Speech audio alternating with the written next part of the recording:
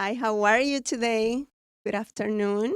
Thank you so much. Thank you so much. I'm so excited to have you here today in my first live episode of the Spotlight podcast. Oh, So I just want to say thank you to you for being here. I I really think it feel was very nice of you to say yes to the first one. So it's going to be memorable. I gotta say, I feel special that you have allowed me to come in here and drop some gems for you and your viewers. You're so sweet. This is amazing. So let's start. I want to start really talking about your journey, Okay. your background, because I feel like a lot of people know the realtor persona, but I don't think a lot of people actually knows who you are Yep. and your background. Gotcha. So what that Paredes come from, Okay. because I'm curious about it and I know some people are, and also your journey. Your journey, what brought you into the real estate? Well, I came from my mom. No, I'm just kidding. So I'll give you guys a little substance. First of all, I like to say, I really appreciate you having me on here. It's a blessing, and for us to get to catch up again. So let me give your audience a little bit of substance, so they have something to really base off my journey. So born and raised in Miami. Okay. Grew up there till I was about 10, 11 years old. And I always tell people my habits as a child were a little abnormal. And what I mean by that is when I lived in Miami, one of the first places I lived in was in a big old apartment complex, multifamily property. And we lived actually right behind a golf course. And that golf course, I would always see as a little kid, golfers hit golf balls into the lakes, right? And so when I was a little boy, I always had the mentality of, how can I make money? Most kids, they want to be on, iPads, or they want to play video games. Exactly. So when I say abnormal child, I was the abnormal child that always wanted to make money. But I didn't only want to just make money. I wanted to save money, invest money, and start small micro businesses. So my first side hustle as a little boy was selling golf balls. I invested into a golf ball retriever, How old you were? I was about 12 years old. That's crazy. Okay. So I invested into a golf ball retriever, and I would retrieve golf balls out of the lakes, the small lakes and ponds that these golfers would hit. And then what I did was I contacted a local golf ball resale company or store, and I called them up and I said, "Hey guys, by any chance, do you guys buy used golf balls?" And they said, "Yeah, absolutely we do." "Okay, great. How much you guys buy them for?" And they said, "Well, depending on what type of ball it is, we have different prices that we purchase them at.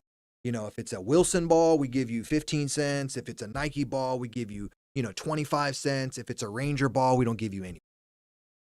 So my point here is when I was a little boy, I always had the business-minded mentality. And the crazy thing is it's not like I watched a video. It's not like I was on YouTube, because YouTube wasn't really a thing back then when I was 12 years old. I just had it in me. It was just something in me that always wanted to make money and invest. Do you think it has anything to do with the background of your parents, just being Cuban, an immigrant here? No. So I'm actually third generation. You're third generation. Correct. My mom is from New York, and my mom's mom is from Cuba. So nothing that have to do with that. It's just you. My mom, I actually grew up single parent, and my mom raised us. She did a wonderful job raising us. So I got to see my mom work a lot. And as I was continuing to grow up, I did the golf ball side hustle, right? And then years later after that, I had a car detailing business. It's crazy right? to me. And then years later after that, my mom was like, "Oh, well, we want to build a house, and we can't afford to build a house in Miami." And so her best friend ended up moving up to Ocala, Florida. And her friend said, "Hey, why don't you come and join us in Ocala? It's very affordable. It's very cheap," which is an hour and a half north of Orlando, where we're at right now. And so now, they're starting to get a little movement, but there wasn't much going on. Exactly. So I'll never forget when I first moved there, I went from reselling golf balls to having a small car detailing business on the side. I would, undercut all these car wash guys, and I would go door knock and ask people if they wanted me to wash their car. And again, I lived in a big apartment complex. So I was able to hit a high number people or doors, or if I saw someone walking and coming out of the car, I would say, hey, can I wash your car, right, for $20 or $15, whatever. Mm-hmm. Again, this mentality of a kid that didn't want to sit behind a TV. It's I didn't amazing. have the mentality of wanting to, just do stuff inside a home. I wanted to be outdoors, being adventurous, Mm-hmm. and or making money. And that just was in my blood. Okay. Crazy, And it crazy. didn't come from, hey, watch a YouTube video, or I had a father figure. It's just one of the things I like to do. Because I will never forget my grandma, which is directly from Cuba. She used to come over all the time and give me $5, $10, $15. And most kids would go and spend that money on candy or something, or toys. Hey, Exactly. mom, take me to the store. Let me buy some toys. Nope, not me. I wanted to invest the money and buy big packs of candy so I can resell it to kids. I was That that kid. mentality. Yeah. It's so interesting to me. Just the fact that you mentioned you're single mom. I'm a single mom, Mm-hmm. so it's very interesting to me, and I'm half Cuban, so Mm-hmm. I can kind of relate where you're explaining. Yep. It's just you're born with it or you're not. Yep. And you definitely Yep. was born with it. Yeah. So I want to ask you about, okay, that pivoted moment that you decided, okay, from that mentality as being a child like that, and you say, okay, now I want to be a real estate agent, an entrepreneur. What Yep. on top of that? I'm going to finish a couple other things that Mhm. I wanted to actually address. And one of the things was when we moved to Ocala, Florida, I started my lawn care company, right? I started Okay. getting older. And when I lived in Miami, I actually had a stepdad, and he was actually, he was building pools at the time. Okay. And so I was kind of doing some side work for him and helping him out in his industry, which was building pools. Then I transitioned over into Ocala, Florida. And then when I transitioned to Ocala, Florida, I had that lawn service and I was raking yards. And then I would take those yards that I was raking, lawn service care that I had, I would get, other kids Mhm. work, right? So I would bid the job and then sub out to other kids, right? So again, doing stuff at scale. Mhm. Well, my first real job was actually at Winn-Dixie. Okay. I love it. I was at the time a minor, 15 years old, working at Winn-Dixie as a bag boy. And they were willing to give me, I think, a max by law. They were able to give me like, I think 15 hours a week or something like that at like $6 an hour. Right. So that was my first real W-2 job. And then I transitioned. So I'm in Ocala. I'm not really liking it. So I'm like, whatever, I'll make the best of it. And so obviously I went to school there a little bit. And so then I transitioned into working into the horse industry, because The Ocala, horse yeah, industry. with horses. So Ocala is actually the capital for horse riding and Mhm. horses. And it's the horse capital of Florida. And then so what I ended up doing was I transitioned into an industry of selling hay and feed, to Yeah. horses. I didn't ride them. I wasn't a groomer. I didn't do any of that stuff. So when I was doing that, I did that for like almost 5, 6 years. Yeah, 5 or 6 years I did that for. And I would work not only selling hay and feed at one location, which was called Larson Farms. Mhm. I also worked across the street at a horse show. Okay. Now, I want to remind you of something. When I worked as a hay and salesman for hay and feed salesman for horses, I also was working 40 hours across the street at a horse show. That's what I was ready to ask you. Right. When did you find So, time to do all correct. this? So again, it was the hustler in me. It was the hustle mentality in me. Okay. So I repeated this cycle year over year, working these 12 to 15 hour jobs, 12 to $15 hour jobs, just repeating the same cycle over and over and over and over. And when I was about 17 years old, I left my home and I got my first apartment with some friends. Well, again, as a kid, I was very progressive, right? So I got to a point where I always hated Ocala since day one. And then I got to a point where I had an apartment with my friends. I was like, you know what? I don't want to live with people. And then I became old enough to where I can sign my own lease. I was like 18, 19 years old at the time. Then I lived in my own apartment by myself, which is a 1-bedroom, 1-bath, like a one bedroom, 1-bath. And then I remember I had a light bulb. I said, man, my lease is coming up to renew. Started thinking, I was like, man, I feel like I've maxed out my potential here in Ocala, Florida. Because At 17 years old, No, you no, thought I was at this age. I was probably about 20 okay, years old. it's 20, still young. 21, still It's young. still very young. But one thing I want you to pay attention to is I was very progressive. Yeah. I was very progressive in everything that I was doing. As a It's kid, amazing. as a young adult, I was very progressive, and I was very intuitive. So I said to myself, I was like, you know what? I'm gonna not sign this new lease. I started looking at the map. I was like, you know, where can I move to? I was young. I was single. I had money saved. You know, at the time, I think I had about $16,000, $17,000 saved.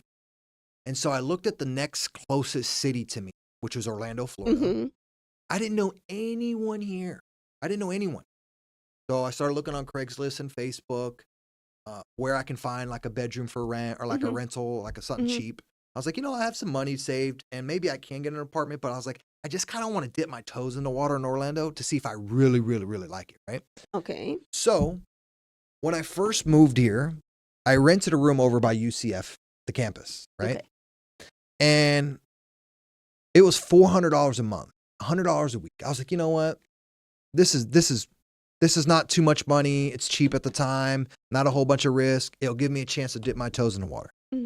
Well, I took that leap of faith from going to Ocala, Florida to Orlando. And when I lived in Orlando, Florida, I actually jumped into another $12 an hour job, busting my tail for like 70, 80-hour weeks, right? And what ended up really happening and where I really had another light bulb moment is one of my roommate's mutual friends, which is Andres Ospina. You know him. I know Andres, yes. Right. So he would come over and he met me and he's like, bro, he's like, your energy, he's like, your charisma, he's like, you need to be in real estate. I'm like, looked at him. Because he was already in real estate. He was already in real estate. He's already in real estate. I looked at him and I was like, give me real estate. It was very foreign. Yeah. So he's like, yeah, man, bro, you got to look at this, man. I just made this, $4,500 check. And I looked at it. Me, $4,500 was a lot of money. You're a millionaire. Yeah. When I looked at that, I was like, bro, you're a millionaire. You're right? like, oh my God. So I looked at it and I was like, tell me less. Tell me more. Right. And so he's like, bro, just go get your license. This is how you do it. I'm currently at Exit Realty Central in downtown Orlando. I remember that. Yeah. And so I went and got my license. I was working 40 hours a week. And I was like, you know what? Forget this. I quit that job. I had like 16 grand saved to my name. So I went and got my license. I studied, got my license a month later, jumped into the Exit Realty Central. This is back in 2015. So to answer your question, and the reason why I wanted to give all this substance, so people understand what I'm about to say, I want people to understand the journey to where I'm at today. Yes. Because a lot of people, and some of the things I'm going to say, based on probably some of the questions you're going to ask, a lot of people are quick to judge and say, oh, he's got all the success. Oh, he does. But they don't look at the journey that I took to get here. And that's the reason that I wanted to start with that. I wanted to start who you are. What was the journey? I personally remember how you made me feel when we met, that we discussed that with Nick earlier. So it was very warm, very protected. It was amazing, the energy. So, and it's interesting to me that without studying anything other than being yourself and your instincts, you actually were able to do real estate without doing it because you already was selling, you already was prospecting, you already was finding the leads, you already were door knocking. So you already were doing what you need to do, basically, half of the things. So to me, having that's the reason that I wanted to talk about your background. And I think having probably, in my opinion, I say this respectfully, having half, it will be probably who you are. And the other half is like seeing your mom with her work ethics and working so hard and having that desire to do better and more, financially and etc. in that aspect. I'm being Cuban. I'm going to be biased here. No, it's all right. There are some people. Hey, rice and beans. It's all good. I know. So I want to talk a little bit now about your business. I want to understand if you're talking to somebody that doesn't know what is PadSplit. I want you to get into it a little bit and explain that for somebody that doesn't know it. And I want to touch something because you about your friend, which I know your friend also, and what is the difference between PadSplit and Airbnb versus Airbnb? Okay. I just want to understand that, why people will do this Correct. versus Airbnb. Correct. Okay. Because, it's a thing. Right. And then after that, and I know I'm going to say this, I want to start talking about co-living business, and I want you to explain that. What is that? Yeah. The co-living part. Oh, yeah. So to answer, both those questions are actually the same question. Exactly. Okay? That's the reason that I kind of make So both those questions. So let me go ahead and deep dive into the 1st question. So one of my businesses is co-living. Okay. I want you to start thinking of PadSplit as Airbnb. So let me ask you a question. So does Airbnb own any properties? Not that I know. No, they don't. People own it, but they put it in the platform. Correct. Exactly. So Airbnb is what? A marketplace. Exactly. It's like a marketplace. It's a marketplace. They're a tech company. So they're a marketplace. So what has happened is PadSplit, I want to say they opened up in 2016 or 17. They are the exact same thing, but for bedroom rentals. They have created a marketplace.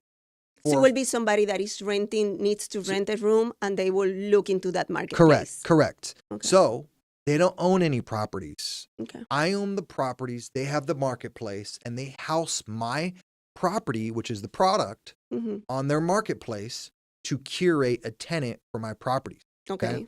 Now, the reason why me as an investor that have gone so deep into PadSplit here lately is because what did I tell you earlier? I used to rent a bedroom. Exactly. When I rented a bedroom back in the day for $400 a month, it was hard to find a bedroom, actually. You would go on Craigslist and you'd be like, man, am I going to get scammed?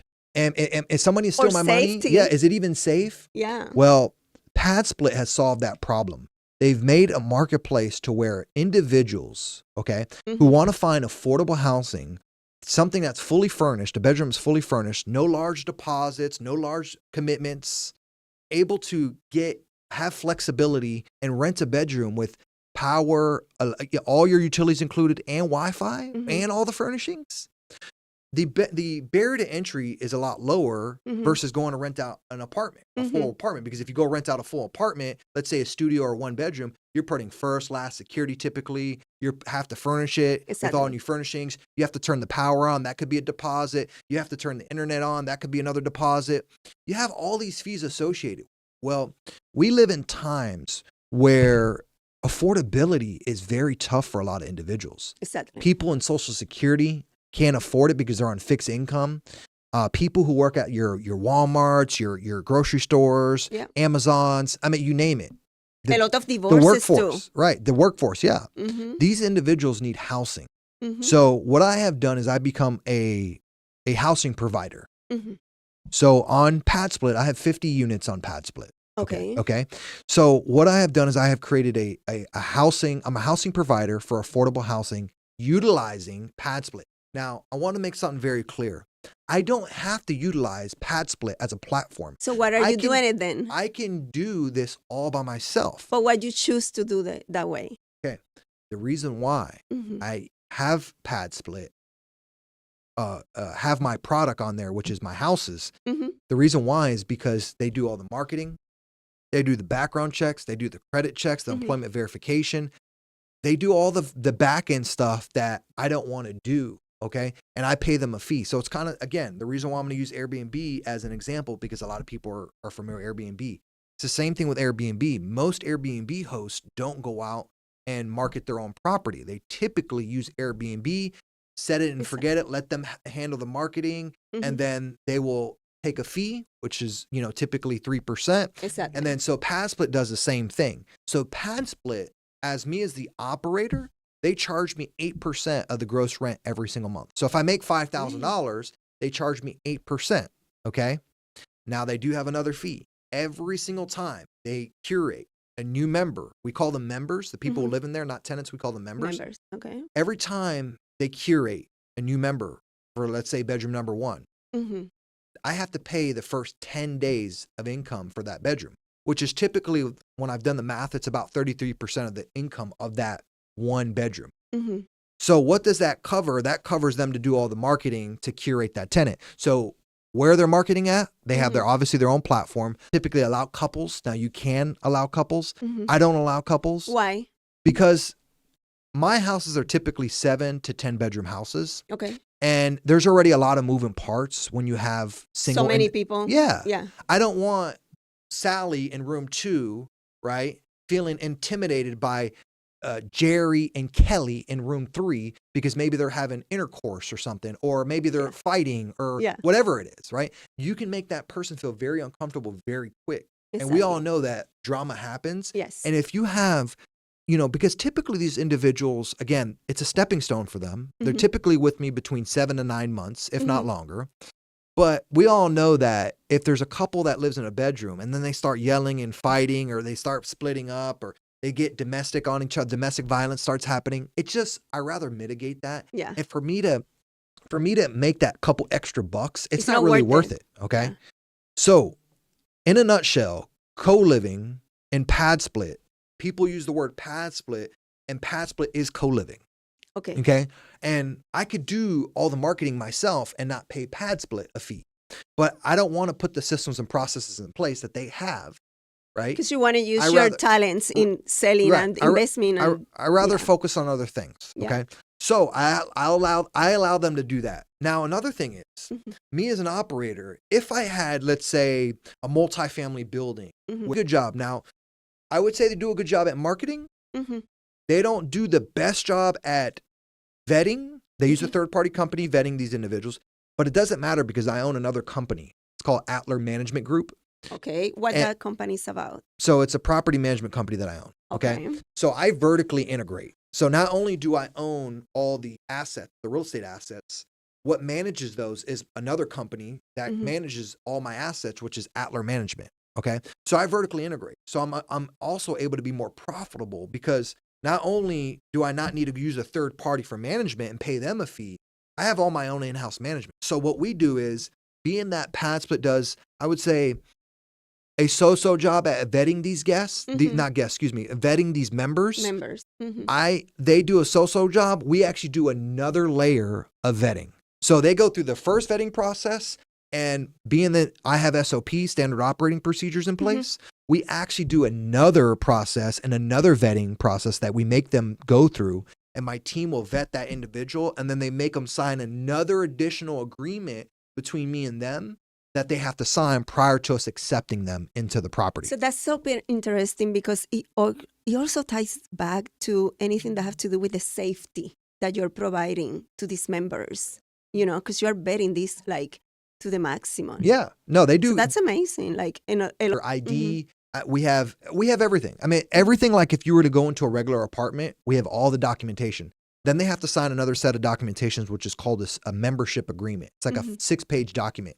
It clearly outlines their tenancies and what their rules and regulations, and it really, really breaks down everything into the nitty gritty. Then they sign another document after they get vetted by my team. And then, so we make sure that we have the highest quality members. So, but they do a great job at curating the members for the rooms. I feel like the vetting of the member could be better, but again, they're still going through and figuring out a lot of stuff. So just to make it clear, they have grown exponentially in the last about 3 years. So what's happened lately is PadSplit has got a lot of market share. And what I mean by that is now they have rooms in pretty much almost every single market. Before, they were only in like 4 or 5 markets. But what has happened is you have investors like Mark Cuban, who's dumped millions of dollars. Okay. So what he's done is you have these investors have now given them money so they can now give their company more infrastructure and take more market share in the markets that they want to go in. So now every single major market, Arizona, Dallas, Austin, Miami, Orlando, Tampa, every single major market they're in. And now outside of those markets, you have suburbs. They're in those markets too. They're now, the last time I checked, they had about 23 or 24,000 bedroom rentals on their platform. It's a huge network. So yeah, it's a huge network, right? So look at PadSplit as a marketplace just like Airbnb, but they're for bedroom rentals, but it's same concept. It's just their product is different, meaning they offer bedrooms, not vacation house. Exactly. You see? When you talk about, you mentioned something, I don't know where I saw it, but something about co-living and investors or co-living investors. Mhm. What is that? Co-living investors. So it's nothing like you can get investors to like invest in this Oh yeah, deal yeah. that you're doing. Well, so this is on. It How sounds do like you to me. profit So other than what you're doing with investors? An yeah. example. So it sounds like to me. Are you referring to like when I buy the deals? When you buy the deal, yeah. How do If I get somebody other? else say, "Hey, I want to," what you're doing is interesting. Okay, gotcha. Like, I would like to see if I can just like profit too from this. Can we Okay. buy together? How Gotcha. you do manage Okay, that? got it. Makes The sense. investor part. Okay, so I've obviously built a brand. Exactly, right? because I'm pretty And sure you're not doing yeah, this alone at yeah. this point. A lot of people, now that I'm all over online, I'm all over Mhm. YouTube, I'm all over Instagram, I'm all over Facebook, TikTok, you name it. Mhm. I now have, not only do I have a blueprint of how to build these out very fast, I also have a blueprint of how to run these things very efficiently. What has happened is I've put out all this content Mhm. and I'm part of multiple masterminds. Okay. What has happened is where anything you do, and it doesn't have to be PadSplit or co-living, for example, when you become the go-to for something because they know you know the answers and you have given the marketplace authority. So I'll make an example. Mhm. When somebody calls me up and they ask me, "Hey, Javier, I want to invest with you," you have no idea how many conversations I have with people that I've never met before. And they're like, "I've looked you up." I get people reach out to me from my YouTube channel. I get people reach out to me from online. I've already given them social proof. Mhm. They already see that I have a blueprint. So what happens is a lot of the individuals that I work with Mhm. that want to deploy into real estate because maybe they're a high income earner. I work with a lot of high income earners. Mhm. So I'll make an example. They could be a doctor, a lawyer, high in tech, making $500,000 to $1 million plus a year. Mhm. These individuals are so busy in their day-to-day grind. They need to be able to deploy their hard income into real estate. That way, at the end of the year, their CPA can give them benefits to owning real estate. Because there's a lot of benefits to owning real estate. You get cash flow, you get appreciation, you get depreciation, you can refinance it, you can do a seller, you can do all types of stuff to manipulate a piece of real estate. So these high income earners will approach me and say, "Hey, Javier, you know what? Make an example. One of my vendors called me the other day. Give you a real life story. That way you have some Yeah. substance. He's an HVAC guy. He does about $5 million a year. Okay. Who reach out to me that have capital that need to deploy into real estate and invest in a piece of real estate, but they don't have the skill set, they don't have the know-how, they don't have the time, they don't have the energy. Well, guess what? I do.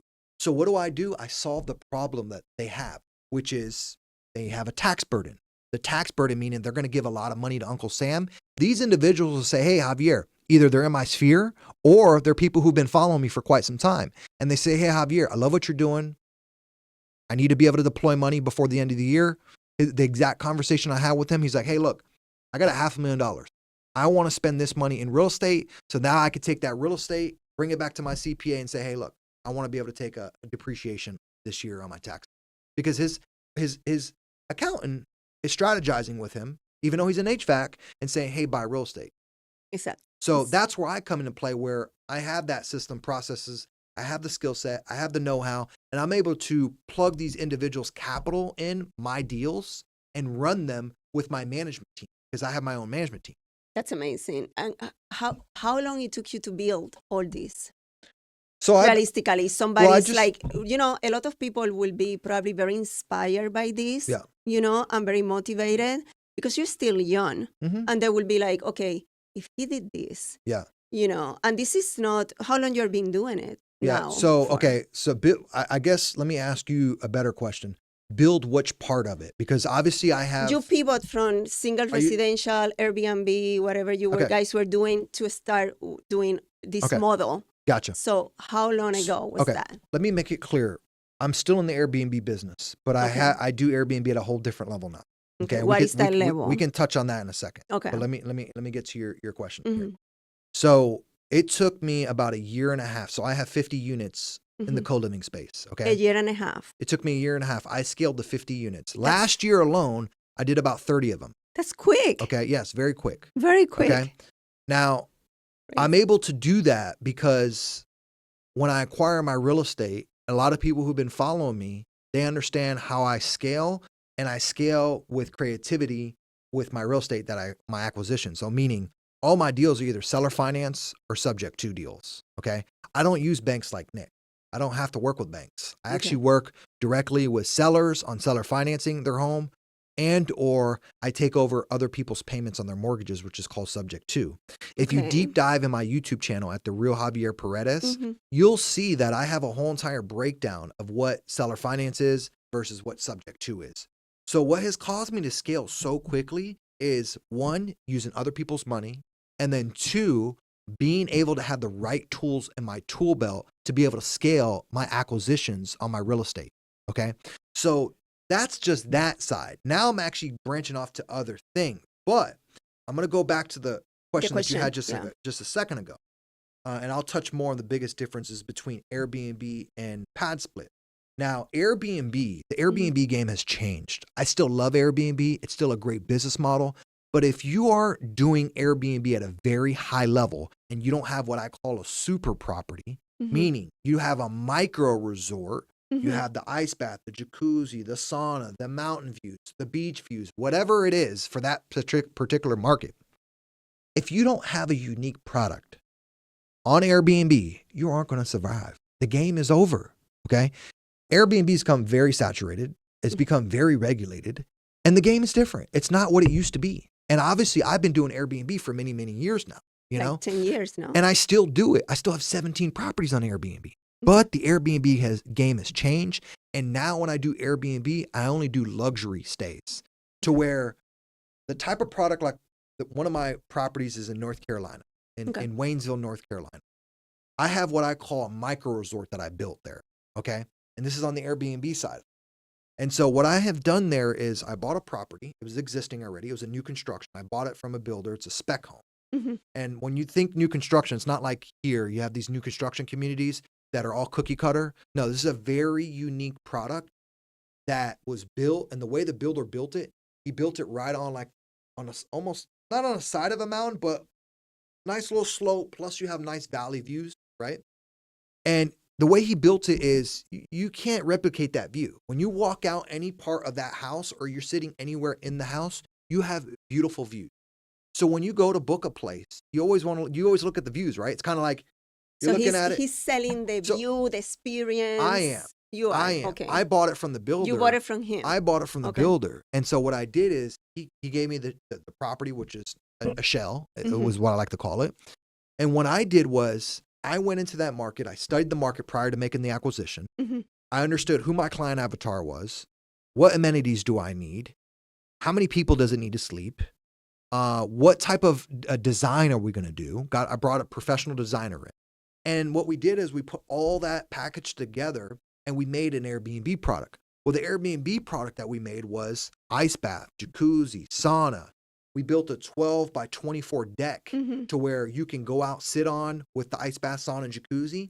And the way we built it off the side of the house was it faces out to the mountain valley. So you could be literally in the ice bath like this. You can see the beautiful view. You can, in the sauna we bought, the front door of the sauna, it's glass. So when you close the sauna like this, look at this. When you close the sauna like this, you can look out, you be in there, you're sweating.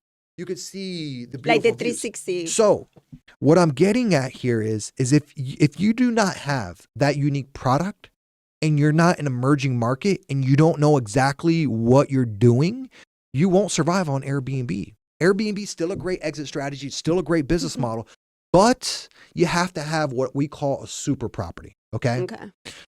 Going back to what you asked me earlier, what's the biggest difference between Airbnb and co-living? Co-living is bedroom rentals, and Airbnb is short-term rental, vacation rental. You're getting a whole house here, and you're getting a bedroom here.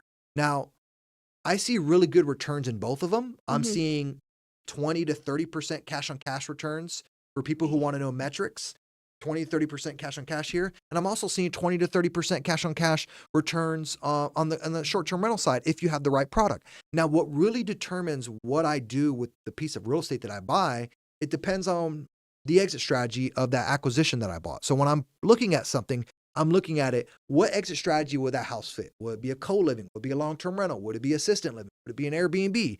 I have all these different tools in my tool belt that I can say, hey, okay, I want to go ahead and do this to this house and make an Airbnb, because the exit strategy, that's an exit strategy. That's considered an exit strategy.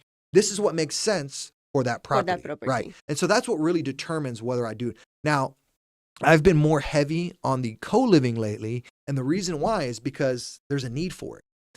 The reason why in this market, it's right now. right now it's trending, and the reason why it's trending is because of affordability.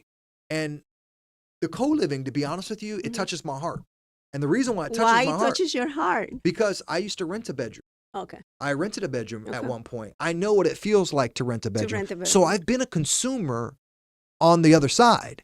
And so what resonated with me was, I was like, okay, well, I can not only make a better ROI as a real estate investor and spread my risk with a single family investment, I can also give back to my local community. Because you think about this for a second.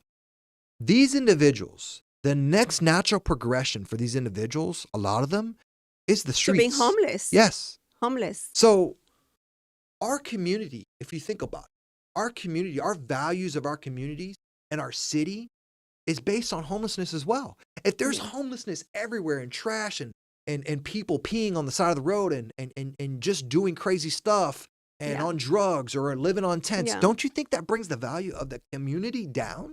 It does. Terrible. Yes, San Francisco is going through Correct. So my thing California. is I can give back by providing a product to these individuals, to my community. Because the last time I checked, the homeless shelters had no room in them here in Orlando. No, they are overcrowded.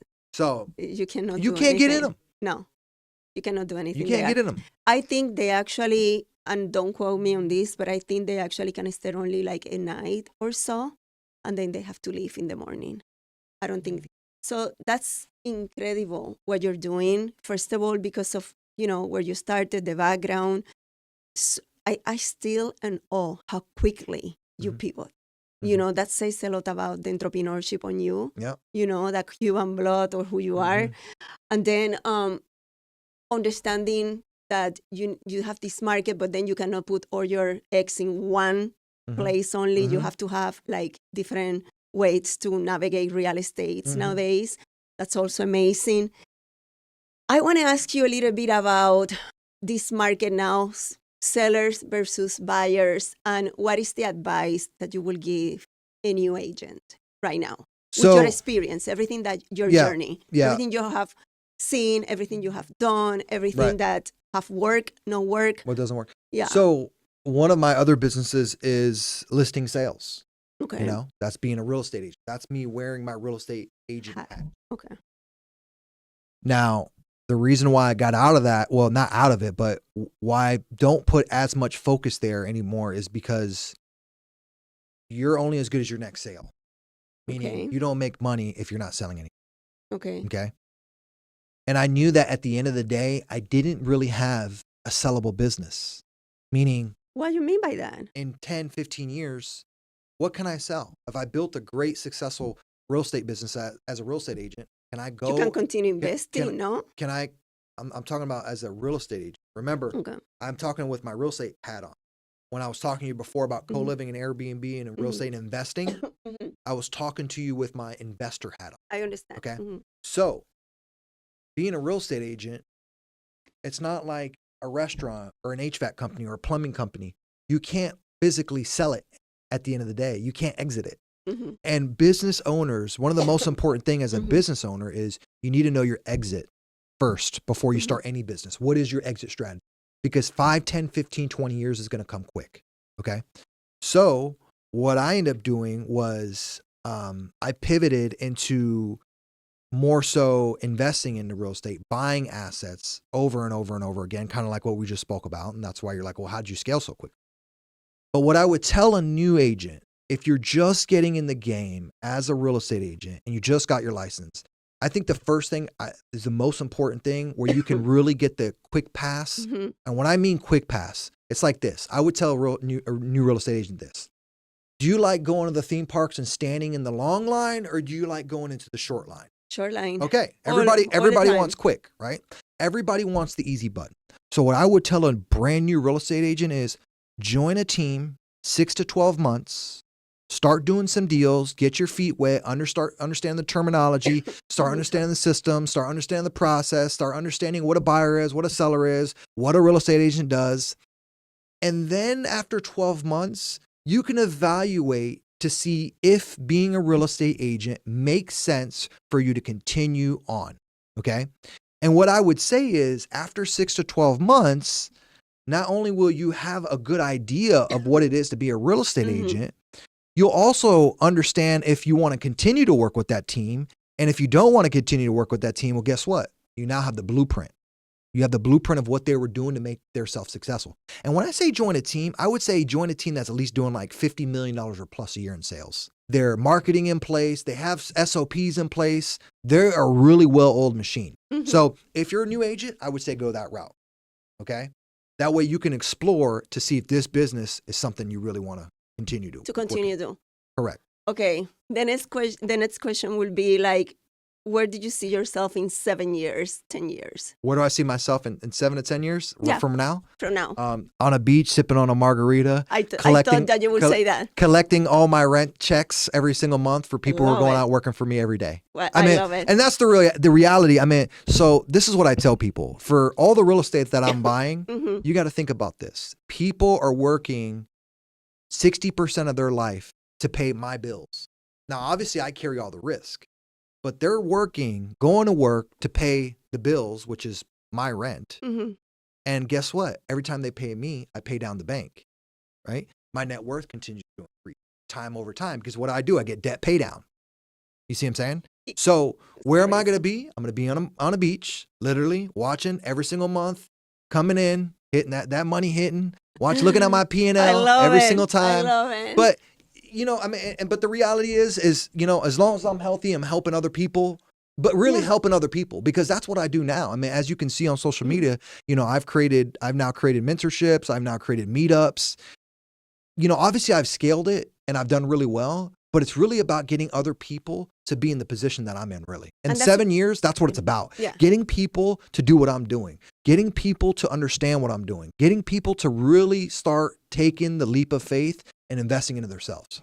And I see that, and I'm a testimony of that because when I just first came back after 7 years being in aviation and I pivoted back to title and real estate, I thought about you and I called you and we haven't talked in 7 years. I know. A lot's happened. A lot have happened. I have babies. You have a fiancé or a significant other.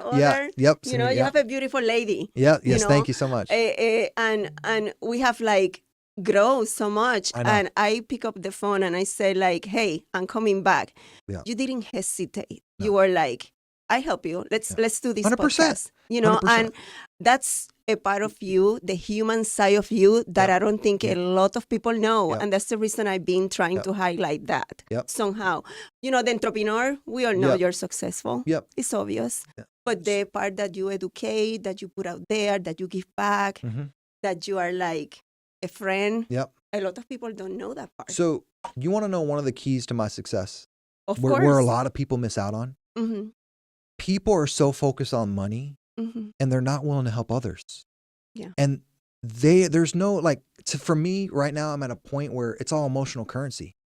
Me helping you, getting on your podcast, helping other people, doing whatever they do, whether it's getting a deal across the finish line. Like I get calls all the time. Hey, Javi, I'm in this, right now I'm doing a seller finance deal. I need help. Hey, let's talk about it. How can we get your seller across the finish line? Like it's emotional currency for me.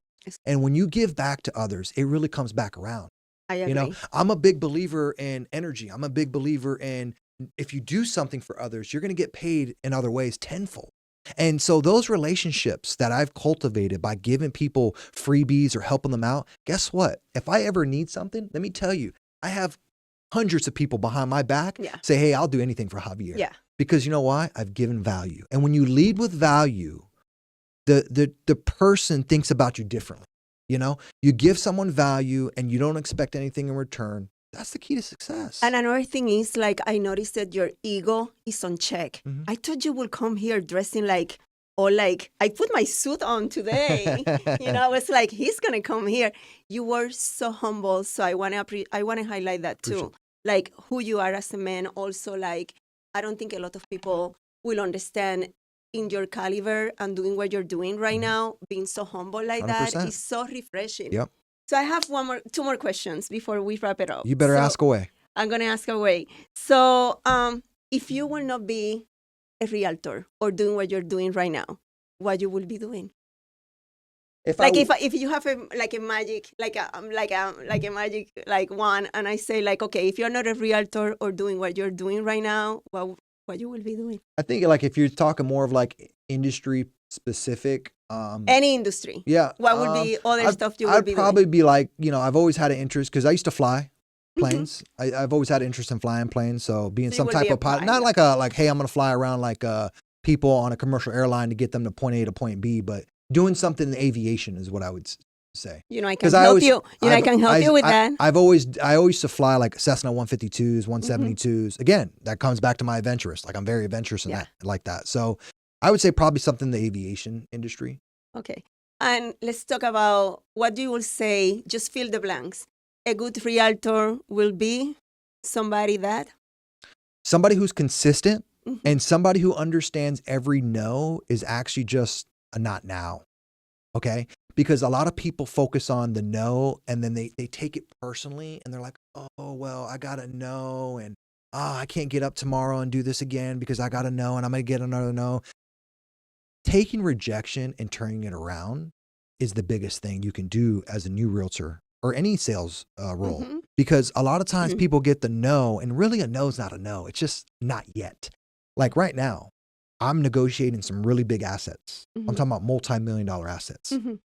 Well, guess what? I get no's all the time and I'm working with sellers. And I understand that building that relationship and cultivating the relationship, that no will become a yes when they're ready to exit the business in 5 to 10 years. How do you do that? By bringing a value?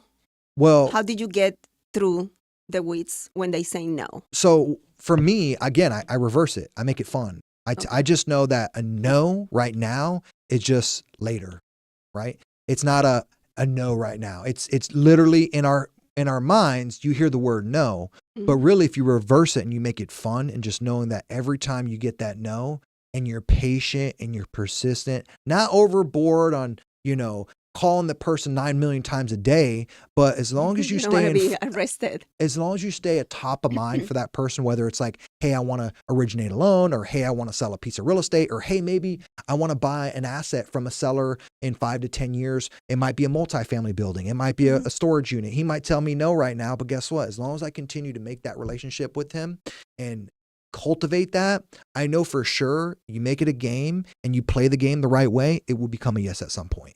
It's just really, what happens is we don't take rejection as human beings the right way. It's the same thing. You go to date someone, right? You said you're a single mother. It's a numbers game. It's a numbers game. You might find someone very attractive at a meetup or something. And maybe you guys exchange information. You thought you guys were kicking it off and all of a sudden he tells you no. Oh no, I don't want a relationship with you. Well, guess what you do? You go back and like, I don't really want to date anymore because everyone's rejecting me. No, I don't do that, by the way. No, it's an example. It's a prime example when people I know, get I'm the just word giving no. you a hard time. I know. But people get the word no, they shut down. And so the reality is if you can work on not shutting down when you get that and you just stay consistent, that's key. Consistency is key. That's the key. That's it. Consistency and confidence. Consistency and confidence is what I would say. I call it certainty. Yep. I have a lot of certainty when I sell. I just know at the end of the day, I know what I bring to the table. It's like you know your processes, you know who you are. It's going to happen at some point. 100%. Yeah, I'm aligned with you. Yeah. Well, I just want to say thank you so much. It was so much fun here to be with you're you. welcome.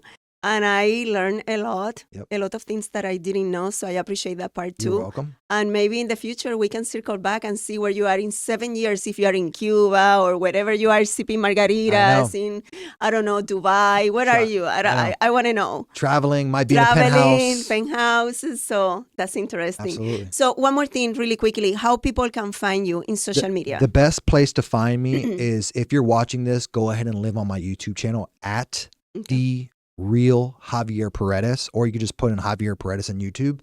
Live on my YouTube channel. Everything that I spoke about today, I have done whiteboard breakdowns. I've done meetups. I've done everything where you can actually get a lot more substance to what I've said, because I know a lot of people are going to watch this and they're like, oh man, can he deep dive on that more? And actually, matter of fact, I want you to go back and watch my some of my seller finance and subject to I'm deals going to. where I've broke down, and then you can start seeing a little bit more context on what I'm Yeah. doing on that part Yeah, of things. So, definitely. and then follow me on any other platform at The Real Javier Paredes, and drop me a DM. If you watch this podcast, send me a DM. If you're interested in hearing more about co-living space, DM me the word co-living, and I'll make sure I'll send you my free 3-day challenge. Here we go. There you have it. So you know where to find it. And thank you so much again. It's been a pleasure talking to you again. Love it. Thank you. You're welcome.